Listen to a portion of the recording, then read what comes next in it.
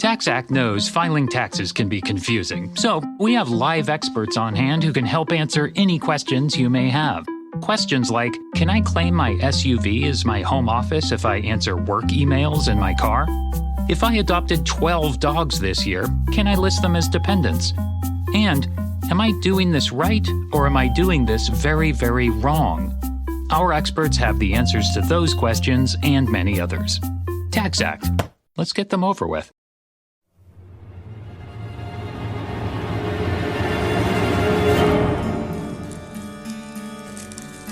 Even on the stillest nights, when the moon washed the shattered battlements in silver, and the fields lay quiet beneath a blanket of mist, waves crashed and whispered against the rocks like restless spirits.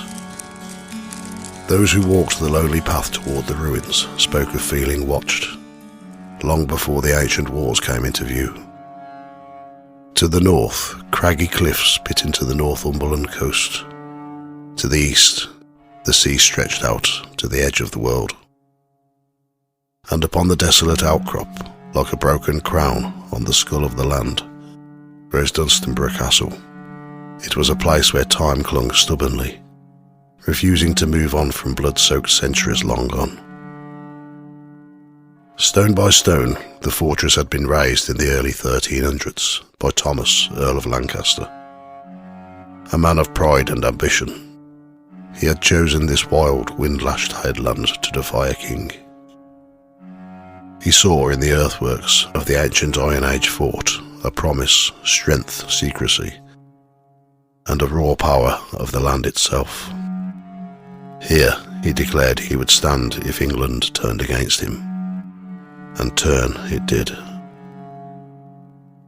Thomas never returned to his fortress. Betrayal swept him into the hands of the royalists, and his fate was sealed with chilling brutality. They said it took 11 strokes of the axe to sever his head, 11 sickening blows, each echoing across the centuries. Some whispered that such agony anchors a soul to the world, shredding its peace and twisting hope into torment. Now they say the Earl still walks the ramparts when the sea fog rolls thick and pale across the cliffs, a tall figure draped in tattered finery, pacing the shattered walls with a grisly burden clutched beneath one arm. His ruined face, pale, blood-streaked and shadowed with eternal disbelief, turns towards those who trespass. In the gloom, his severed head trembles and whispers warnings through lips that remember the bite of steel. Few wait long enough to hear what he tries to say. The castle's story did not end with his fall. In the turbulent decades that followed, John of Gaunt, the powerful Duke of Lancaster, fortified the stronghold again. War, rebellion, and the constant threat from the north tightened Dunstanburgh's stones like sinew around bone. Archers stood where ghouls perch now. Steel sang where the wind howls through broken windows. During the Wars of the Roses, the fortress changed hands more than once, its halls echoing with the clash of armour and the cries of the dying. But victory brought only ruin. Siege by siege, fire by fire, the castle sagged into weariness, until at last the crown abandoned it to storms, salt, and ghosts. By the time the 17th century dawned, Dunstanburgh was a corpse of stone. Sold into private hands, left to crumble, it became a place shunned by daylight and feared by darkness. Shepherds refused to approach it near dusk. Fishermen swore they saw pale lights flickering among the turrets as if phantom lanterns swung in spectral hands. And travellers, drawn by curiosity or the reckless thrill of legend, spoke of footsteps echoing where none should walk, and low murmurs rising from the earth itself. For the dead did not rest here. Not only the tormented Earl stalked these halls, the phantom of Margaret of Anjou, queen, warrior, and woman undone by fate, was said to drift among the ruins. Cloaked in sorrow, pale as moonlight, She wandered the battlements seeking peace she would never taste in life or death. Her footsteps made no sound. Her eyes held oceans of grief. And should one meet her gaze, it was said they would carry her sorrow until the grave claimed them too. Yet even her mournful presence paled before the strangest tale whispered by locals, the legend of Sir Guy the Seeker. He had come centuries before as a knight full of pride and fire, drawn not by duty but by destiny. One storm-torn evening he approached Dunstanburgh, seeking shelter. Unaware he was stepping into a realm where reality thinned like worn parchment. Lightning clawed at the sky, the sea roared with fury. The fortress, dark and looming, offered sanctuary, until a pale figure, clothed in white, beckoned him inside. What followed would haunt eternity.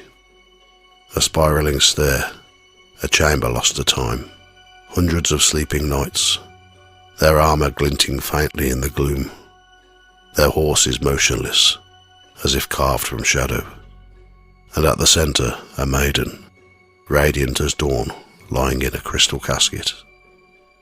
Two serpents guarded her, one holding a sword, the other a horn.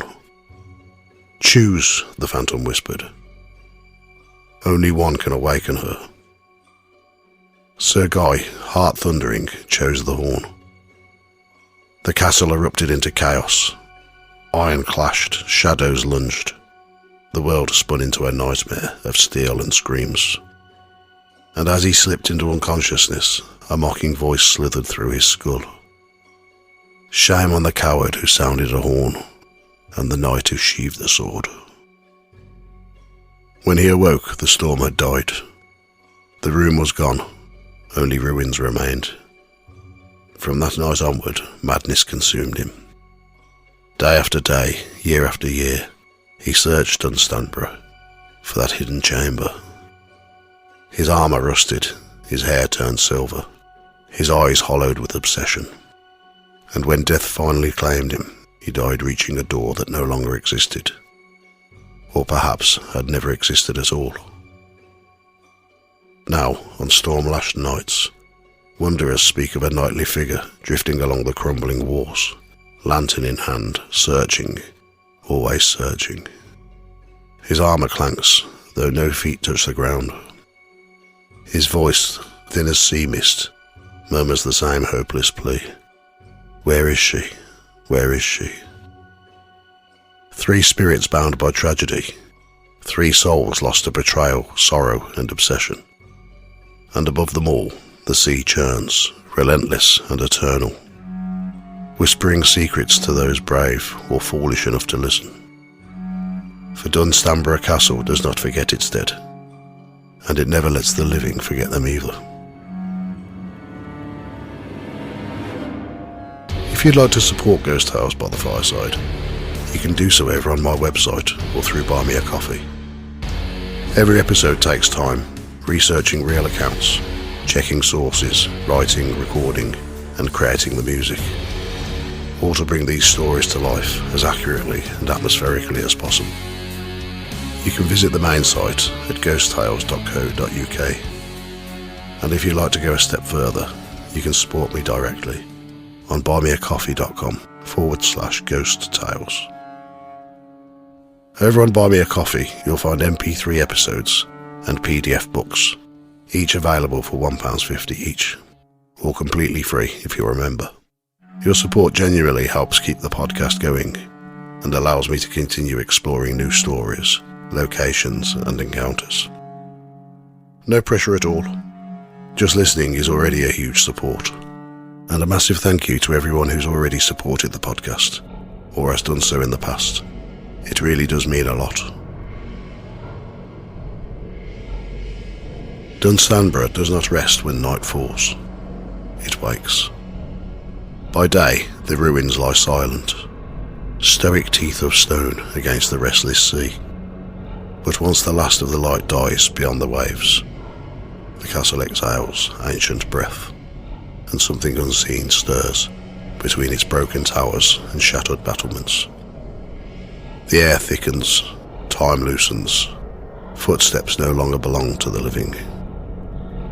Those who know the land well say the very stones remember cruelty, and remember those forced to endure it. We begin with the one who cannot die properly, Thomas, Earl of Lancaster, traitor to a tyrant, martyr to some, ghost to all. The law says his suffering bound him here. 11 blows to take his head, each swing a curse, each blow a chain. Fishermen returning late from the sea have spoken of a shape pacing along the highest ridge of wall. A figure etched in pale moonlight, cloak torn by the wind. They swear he carries something heavy beneath one arm. Those who watch too long feel dread gather at the base of their spine, as if invisible fingers were tracing cold paths along their vertebrae. Then, as mist coils thick around the ruins, they see it. A head, cradled like a grotesque trophy against the phantom's ribs, jaw slack, lips quivering in endless lament. Some say they've heard the head speak. Not words one might understand, no language ever taught, rather a wet, pitiful whispering, like breath trapped between this world and the next. A sound that chills the bone and thought alike, as though grief itself had been given a voice. Witnesses stumble home pale and shaking, unsure if they were cursed or warned. Dogs refuse to near that path still. They whine, hackles rising, ears pinned to schools as if the ground hums with sorrow. They are not wrong. For the Earl walks not in anger, but despair.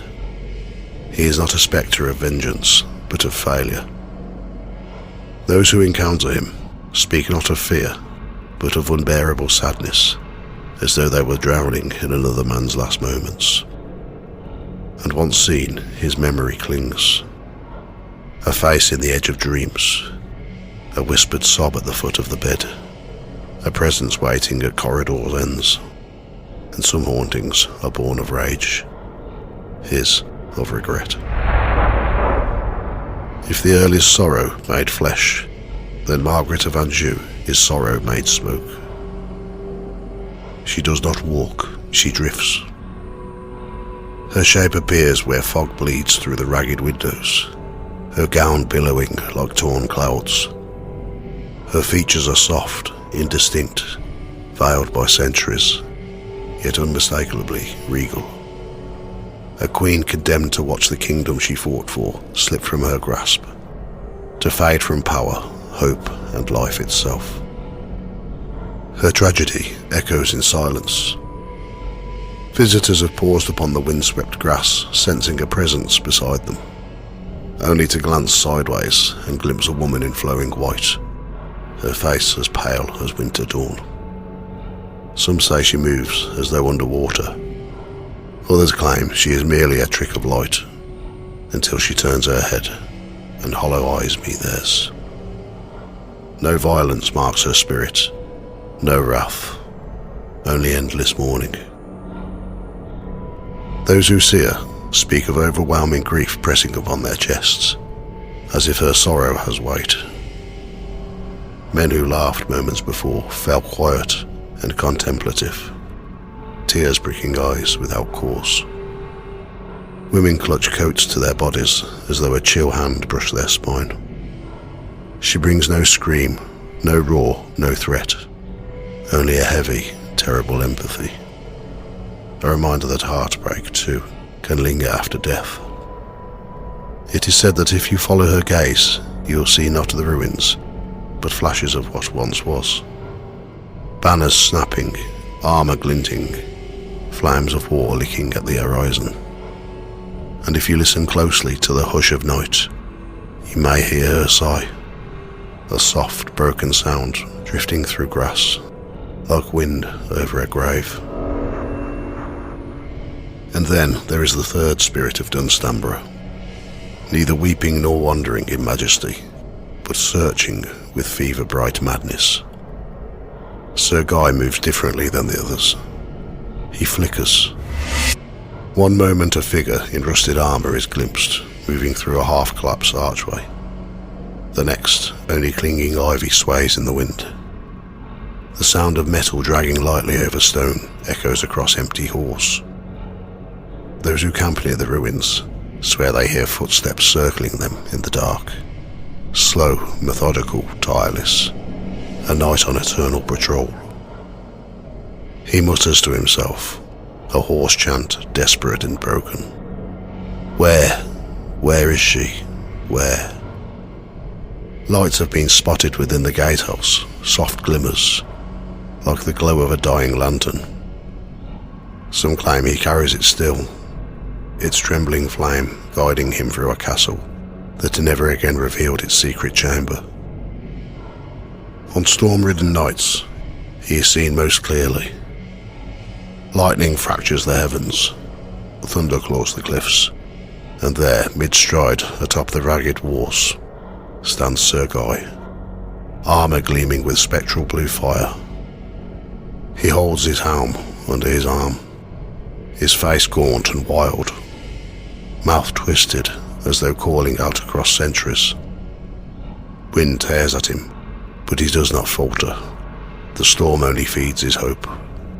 And then he fades, lost again to shadow and time. Not a doomed lover, nor a vengeful warrior, but a soul forever trapped in the moment of wrong choice, forced to relive his failure until judgment no longer matters. These are not gentle ghosts, nor wicked ones.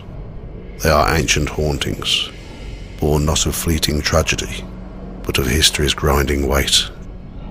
Souls who cannot release their final breath, tethered to stone and salt and sorrow. Dunstanburgh breathes because they breathe. It remembers because they cannot forget. Stand within its shattered court at dusk, and you will hear it. The sea's eternal roar, the wind whispering secrets, and beneath them both a hush, waiting as if someone unseen stands beside you in the dark, listening to the world they once knew fade further into memory. Dunstanburgh is not merely haunted, it is inhabited. And sometimes late at night, when the moon is a thin silver blade, the fog gathers thick around the walls. One might wonder, are these spirits trapped here? Or are we the trespassers, standing in a kingdom that still belongs to the dead?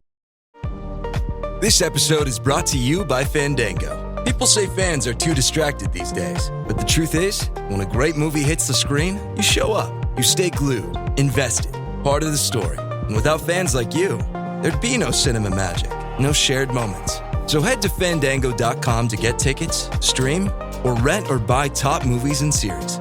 Fandango loves fans.